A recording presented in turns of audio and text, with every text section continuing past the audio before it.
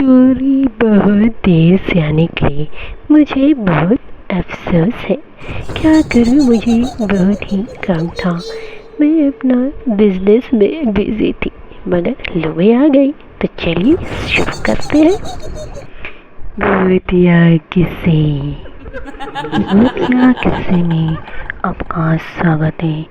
ये स्टोरी है करुणा की। चलिए करुणा से स्टोरी सुनते हैं। ऐसा होता है, करुणा अपनी फ्रेंड से निर्मला को बहुत दिन से मिलती है और वो फ्रेंड बहुत ही परेशान लग रही होती है। करुणा उससे पूछती, क्या हुआ, तू पहले जैसे नॉर्मल तो नहीं लग रही। ऑफिस में पहले कितना हंसती थी और कितने मज़े से काम करती थी, मगर पहले जैसा एक्टिवनेस तुम्हें अभी नहीं लग रहा। निर्मला अपना स्टोरी बताना शुरू करती है। देखो करुणा, ये बात मैं तुमको ही बता सकती हूँ और किसी को नहीं, और तुम भी किसी को मत बताना, इसमें मेरी बदनामी होगी। करुणा बोलती है, चल यार कुछ नहीं होता, हमें ये ब्रेक तो मिला है ना, ऑफिस का लंच ब्रेक। 5 मिनट में तो तुम्हारी कहानी खत्म हो जाएगी, ना मैं किसी से कहूँगी, डरो मत। निर्मला ने अपनी बात बतानी शुरू की। देखो करीना, बहुत दिन 1 महीना पहले मैं और मेरा पति अपने रिश्तेदार से मिलने बहुत दूर गए थे। तो वापस आने में, घर से निकलने में 12:30 बज गई। हमको अपने घर वापस भी आना था। 2 व्हीलर पे हम दोनों बैठ के जब वापस आ रहे थे तो मेरे पति ने शॉर्टकट ले लिया, और वो शॉर्टकट लेने के बहाने एक ऐसे रास्ते से गाड़ी ले ली जो बहुत ही भयानक लग रही थी।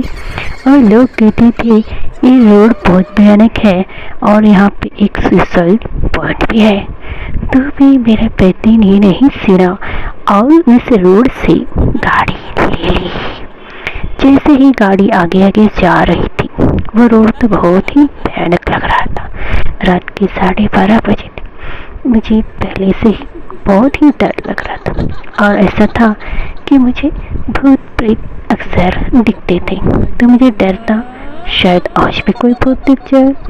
मैंने अपने पति से कहा, गाड़ी जल्दी से चलाओ, मुझे इस रोड से बहुत डर लगता है। मेरे पति ने मजाक किया, क्या डरती हो, क्या तुम अभी पुराने लोगों की तरह बातें करती, भूत प्रेत कुछ नहीं होता।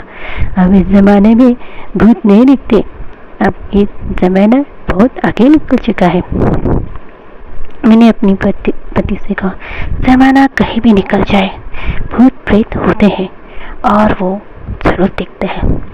मेरे पति ने कहा, अरे बकवास बंद करो, अभी बहुत थक गया हूँ, मुझे गाड़ी चलाने दो, हम जल्दी से घर जाएंगे, आराम करेंगे। मैंने कहा ठीक है। गाड़ी आगे चलती रही। रोड बहुत ही भयानक था, काला लंबा रोड था। यहाँ पे बहुत लोगों ने इस रोड पे सुसाइड किया था। ऐसे ही विचार में डूबी हुई थी कि एक साइड, राइट साइड की तरफ मुझे एक लेडी सफ़ेद साड़ी में दिखाई दी। ऐसा दिखाई दी है, और जो उसका पल्लू था आधे में ढके हुए, उसका आधा चेहरा दिख रहा था, आधा ढका हुआ था, और उसके मुंह में कोई एक्सप्रेशन नहीं थे और बहुत भयानक लग रही थी। तो मैंने अपने पति से झट से कहा, देखो देखो वहाँ पे एक औरत खड़ी है सफ़ेद साड़ी में। मेरे पति ने झट से उधर देखा तो वहाँ कोई नहीं था। तो मैंने फिर से देखा, मुझे तो वो दिख रही थी, मेरे पति को नहीं दिख रही थी। मैंने बहुत जोर लगा कर, विकास वहाँ पे कोई है। निर्मला तुम चुप रहो, तुम्हें नींद आ रही है, वहाँ पे कोई औरत नहीं, चलो हम गाड़ी फास्ट चला के यहाँ से जल्दी चलते। तो 1 किलोमीटर, खैर 1 किलोमीटर और आगे जाने के बाद वो औरत मुझे फिर से राइट साइड में दिखाई देने लगी। मैंने झट से अपने पति से कहा, देखो विकास वो मुझे फिर से दिख रही। फिर से काश ने उधर देखा, उसे नहीं देख रही थी और मुझे देख रही थी। मैं बहुत ही निराश हो गई थी। मैं आगे की तरफ देखने लगी। फिर एक 2-3 किलोमीटर वो नहीं दिख रही थी, फिर आगे फिर से दिखने लगी। ये सब चलता रहा। खैर हम घर पहुंच गए। घर में जब मैं अपने बेडरूम में सो रही थी तो मुझे नींद नहीं आ रही थी।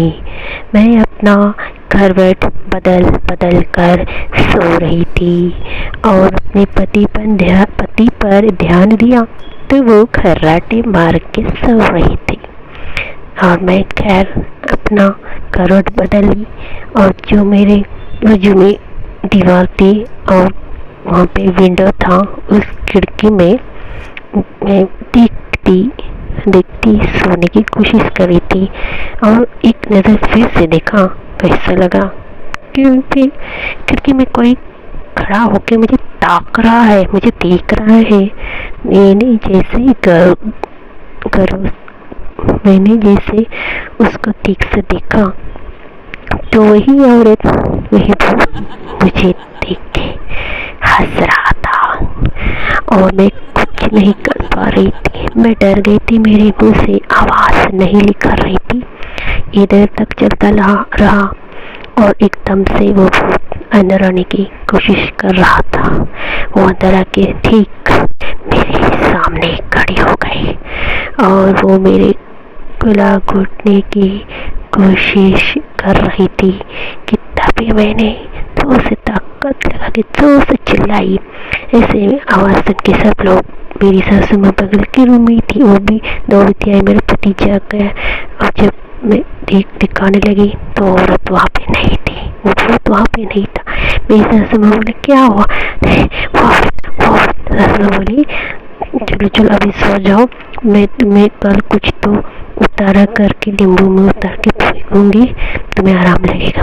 सासू माँ ने ठीक वैसा ही किया। मैं आधा ठीक तो हो गई मगर आधा अभी भी उसी हालत में हूँ। तो ये थी निर्मला की स्टोरी। कैसी लगी जरूर बताइए। फिर मिलेंगे अगले एपिसोड में।